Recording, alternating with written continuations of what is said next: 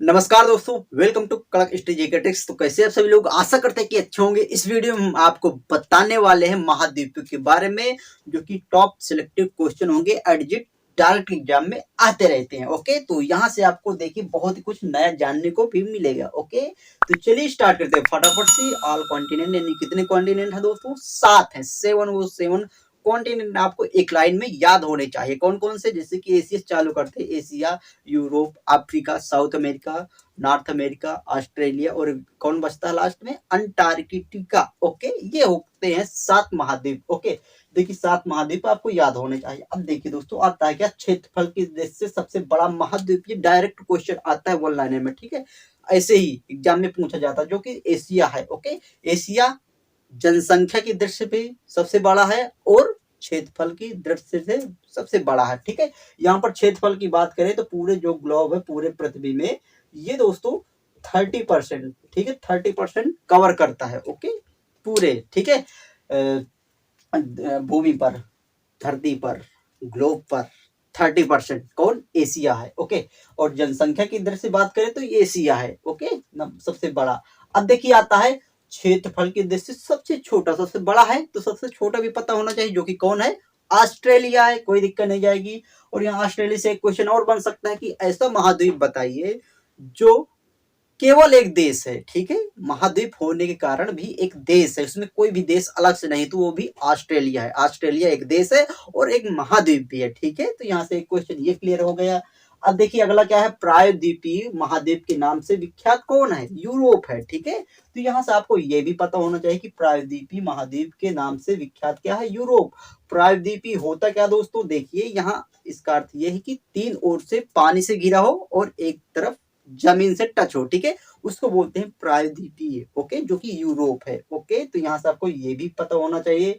अब देखिए अगला क्या है दोस्तों? द्वीपीय महाद्वीप के नाम से जाना जाता है ऑस्ट्रेलिया, ठीक है। द्वीपीय महाद्वीप से जाना जाता है ऑस्ट्रेलिया। ओके, अब देखिए दोस्तों अगला क्या? प्यासी भूमि का महाद्वीप। प्यासी भूमि के नाम से कौन सा महाद्वीप कहलाता है? डायरेक्ट क्वेश्चन बनता है। कौन है? ऑस्ट्रेलिया। क्यों कहा जाता है? क्यों इसकी संज्ञा प्यासी भूमि की संज्ञा दी गई? क्यों? क्योंकि दोस्तों एक ही हिस्से में जो ऑस्ट्रेलिया है, इसके बहुत बड़े हिस्से में पानी नहीं होता, यानी पानी बारिश यानी बारिश होती ही नहीं, इसलिए दोस्तों इसको प्यासी भूमि का महाद्वीप कहा जाता है। क्यों? क्योंकि यहाँ पर बहुत ही बड़ा भाग में पानी होता ही नहीं है, वर्षा होती ही नहीं, ठीक है। इसलिए इसको बोल देते हैं प्यासी भूमि का, ठीक है, महाद्वीप। अब देखिए अगला क्या है? विज्ञान के लिए समर्पित महाद्वीप कौन है दोस्तों? वो अंटार्कटिका है, ठीक है, जो कि पूरी तरीके से बर्फ से ढका हुआ है। इसको बोलते हैं विज्ञान के लिए समर्पित महाद्वीप। क्यों बोला जाता है? क्योंकि दोस्तों यहाँ पर ये द्वीप में पृथ्वी के बारे में बहुत ही तथ्य जानने को मिलते हैं, ठीक है। तो इसलिए दोस्तों इसको बोलते हैं विज्ञान के लिए समर्पित। और दोस्तों हमारे भारत का स्टेशन भी यहाँ पर है। कौन कौन से? ये भी क्वेश्चन डायरेक्ट पूछ ले जाते हैं। कौन कौन से? जैसे कि गंगोत्री एक हो गया, एक हो गया मैत्री, और एक हो गया भारती। यहाँ पर 3 स्टेशन भारत के हैं, ठीक है। कहाँ पर? अंटार्कटिका में। ओके, तो ये भी आपको स्टेशन पता होना चाहिए, ठीक है। कौन कौन से? गंगोत्री, भारती और मैत्री, ठीक है। फिलहाल मैत्री और भारती के कंटिन्यू चल रहे हैं, ठीक है। अब देखिए किसे काला या अंध महाद्वीप कहा जाता है? पता होगा, अफ्रीका को, ठीक है। काला या अंध महाद्वीप की संज्ञा किसको दिया है? कौन से महाद्वीप को? वो बोलते हैं अफ्रीका को। क्यों बोलते हैं दोस्तों? ये भी कारण आपको पता होना चाहिए। देखिए ये ऐसा द्वीप है, अभी महाद्वीप है, सॉरी महाद्वीप अफ्रीका, जो कि आर्थिक, शिक्षा, सांस्कृतिक ऐसे माहौल से बहुत ही पिछड़ा है, ठीक है ये। तो इसलिए बोलते हैं दोस्तों इसको अफ्रीका। शिक्षा, संस्कृति, आर्थिक दृष्टि से बहुत ही पिछड़ा हुआ है। कौन? अफ्रीका महाद्वीप। इसलिए इसको काला या भी अंध महाद्वीप कहते हैं, ठीक है, अंधा महाद्वीप। तो यहाँ से आपको ये भी पता होगा। और दोस्तों यहाँ के लोग भी बहुत ही काले होते हैं। उसका कारण क्या है? जो कि सूर्य की किरण डायरेक्ट पड़ती है इस महाद्वीप पे, क्योंकि ये बीच में डायरेक्ट यहाँ पर पड़ती है। ओके, सूर्य के कारण, और यहाँ के लोग काले होते हैं, ठीक है। अब देखिए किसे विषमताओं का महाद्वीप कहते हैं? एशिया को बोलते हैं। क्यों बोलते हैं? इसका कारण भी पता होना चाहिए। देखिए दोस्तों एशिया में सबसे ऊंचा पर्वत, ठीक है, हिमालय पर्वत, एवरेस्ट वो है। और सबसे गहरा गर्त भी है, जैसे ये डेड सी है, इस तरह के गर्त भी है, यानी कि ऊपर उसके डायरेक्ट अपोजिट सबसे नीचा जो कि समुद्री तल से, और ऊपर सबसे, इस तरह दोस्तों इसको विषमताओं का महाद्वीप बोला जाता है। तो ये दोस्तों आपको पता, सबसे ऊंचा, सबसे नीचा, गहरा, बड़ा, इस तरह दोस्तों इसमें है। तो एशिया का सबसे विषमताओं, ठीक है, अलग अलग विषमताओं से इसको बोलते हैं महाद्वीप, ठीक है, विषमताओं का महाद्वीप। किसे विषमताओं का महाद्वीप कहते हैं, तो एशिया को आपको ध्यान में रखना चाहिए, ठीक है। अब देखिए अगला क्या है, किस महाद्वीप को भविष्य का भंडार गृह कहते हैं। महत्वपूर्ण दोस्तों क्वेश्चन बना है यहाँ से, जो कि एशिया को बोलते हैं। क्यों बोलते हैं दोस्तों, इसके मध्य एशिया पे, यानी कि जैसे कि कजाकिस्तान वगैरह के एरिया में दोस्तों क्या होता है कि बहुत ही ज्यादा यूरेनियम मिलता है, ठीक है। यूरेनियम आप जानते हैं क्या है, तो इसलिए दोस्तों इसको भविष्य का भंडार गृह बोलते हैं एशिया को, क्योंकि इसके मध्य एशिया जो की है इसमें बहुत ही ज्यादा मात्रा में, सबसे ज्यादा मात्रा में यूरेनियम प्राप्त होता है, पाया जाता है। तो इसलिए इसको भविष्य का भंडार गृह बोले जाते हैं, ठीक है। अब ये आपको डाउट क्लियर हो गया कि क्यों बोला जाता है भविष्य का भंडार, ठीक है। अब देखिए किस महाद्वीप को पक्षियों का महाद्वीप कहते हैं। डायरेक्ट क्वेश्चन बनता है, किसको बोलते हैं भाई साहब, दक्षिण अमेरिका को, ठीक है। साउथ अमेरिका को पक्षियों का महाद्वीप बोला जाता है। इसका कारण ये है कि साउथ अमेरिका, एक इसका वातावरण, यहाँ का एनवायरनमेंट बहुत ही अनुकूल है, ठीक है, बहुत ही यहाँ का पक्षियों के लिए बहुत ही अनुकूलित है, इसलिए इसको बोलते हैं पक्षियों का महाद्वीप। किसको, साउथ अफ्रीका, यहाँ का वातावरण बहुत ही अच्छा है, ओके।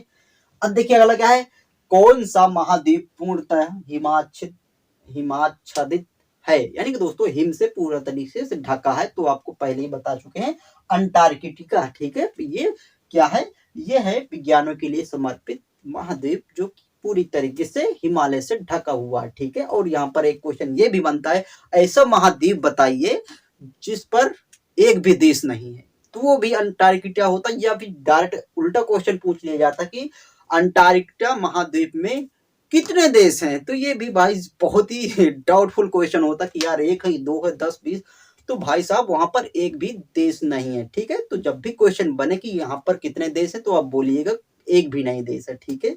तो यहाँ से ये क्वेश्चन दो आपके क्लियर होते हैं, ठीक है। अंटार्कटिका में कितने देश हैं, कुछ भी नहीं भाई, है कौन नहीं है, ओके। अब देखिए अगला क्या है, दो महाद्वीपों एक दूसरे का दर्पण पृथ्वी में, यानी कि दोस्तों मिरर इमेज, ठीक है, एक तरीके से मिरर इमेज की तरीके से लगते हैं। वो कौन कौन से हैं, देखिए दक्षिण अमेरिका और अफ्रीका, ठीक है, दोनों नीचे हैं। और आपको पता है कि यहाँ पर क्या होता है कि अमेरिका दक्षिण और यहाँ पर अफ्रीका, ठीक है, दोनों लगता है कि मिरर इमेज बनाए हुए हैं, और लगभग इनका शेप भी थोड़ा से मिल रहा है, ठीक है। तो इसलिए बोलते हैं इसको मिरर इमेज। कौन कौन से, दक्षिण अमेरिका और अफ्रीका। अब देखिए किस महाद्वीप की संरचना अंग्रेजी के एस के आकार की है, ये भी क्वेश्चन बनता है दोस्तों। तो अंटार्कटिका है, ठीक है। तो यहाँ पर अगर मैं पिक्चर भी लगाऊं तो आप देख सकते हैं इसका जो की है कैसा है, एस के तरीके की। कौन सा महाद्वीप है भाई, अंटार्कटिका है, ओके। तो यहाँ से आपको ये भी डाउट क्लियर हो गया। अब देखिए आगे कौन का है, यहाँ पर महाद्वीप का विस्तार उत्तर, दक्षिण, पूर्व तथा पश्चिम, यानी कि सभी पूरे ग्लोब में, गोलार्ध में फैला हुआ कौन सा महाद्वीप, अफ्रीका, ओके। तो यहाँ से आपको ये भी क्लियर हो गया कि ऐसा महाद्वीप बताए जो कि उत्तर, दक्षिण, पूर्व, पश्चिम की सभी पूरे ग्लोब में, ठीक है, गोलार्ध में फैला हुआ है। तो सॉरी यहाँ पर ग्लोब हम नहीं बोलेंगे, गोलार्ध, ठीक है, पूरे गोलार्ध में फैला हुआ वो अफ्रीका है, ओके। अब देखिए अगला क्या है, किस महाद्वीप से होकर कर्क, मकर, विषुवत रेखा, यानी कि तीनों रेखाएं गुजरती हैं भाई, अफ्रीका है, ओके। तो ये भी आपको पता होना चाहिए, बहुत ही महत्वपूर्ण है। ऐसा महाद्वीप बताइए जिसमें तीनों रेखाएं गुजरती, कर्क, मकर और विषुवत, ओके। अब देखिए यहाँ से एक क्वेश्चन और आपको पता होना चाहिए, कर्क रेखा को दो बार कौन सी नदी काटती है, तो ये भी पता होना चाहिए कौन सी, माही नदी, ओके, भारत की है माही नदी। और अगला बनता है मकर रेखा को कौन सी नदी दो बार काटती है भाई साहब, कौन सी है, तो आपने सुना होगा क्या, कौन सी नदी दोस्तों, वो है लिम्पोपो, ठीक है, लिम्पोपो, या फिर इसको बोलते हैं घड़ियाल नदी, ठीक है। यहाँ पर घड़ियाल बहुत ही मिलते हैं, पाए जाते हैं इस नदी पर, लिम्पोपो नदी को। ये भाई नदी मकर रेखा को दो बार काटती है, क्वेश्चन याद रखेंगे दोस्तों। और विषुवत रेखा को दो बार कौन सी नदी काटती है, और ये मकर जो कि लिम्पोपो नदी है, ये भी अफ्रीका की है, ओके। अब देखिए विषुवत नदी, विषुवत रेखा को दो बार कौन सी नदी काटती है, ये भी पता होना चाहिए, कांगो नदी, ठीक है, कांगो दायरे में, ठीक है। तो कांगो नदी विषुवत रेखा को दो बार काटती है। और भूमध्य रेखा को कौन सी नदी काटती है, वो भी दो बार कांगो ही नदी काटती है। तो दोस्तों एक बार फिर कर्क रेखा को माही नदी काटती है 2 बार, मकर रेखा को लिम्पोपो या फिर घड़ियाल नदी बोलते हैं इसको, घड़ियाली नदी, ओके, वो भी 2 बार काटती है, घड़ियाली या फिर लिम्पोपो। और विषुवत रेखा को कांगो नदी काटती है 2 बार, और भूमध्य रेखा को कांगो ही नदी काटती है। ठीक है, तो डाउट क्लियर होगा दोस्तों। हम नदी की जब भी पढ़ेंगे नदी टॉपिक तो उसमें सारे कुछ कवर करेंगे। ओके, किस महाद्वीप में सबसे कम ज्वालामुखी पाए जाते हैं दोस्तों? महत्वपूर्ण है ऑस्ट्रेलिया में। ओके, यहाँ पर बहुत ही कम, सबकी अपेक्षा महाद्वीपों के यहाँ पर ऑस्ट्रेलिया में ज्वालामुखी नहीं होते। ठीक है, बहुत ही कम होते हैं। अब देखिए अगला क्या है, नई दुनिया के नाम से।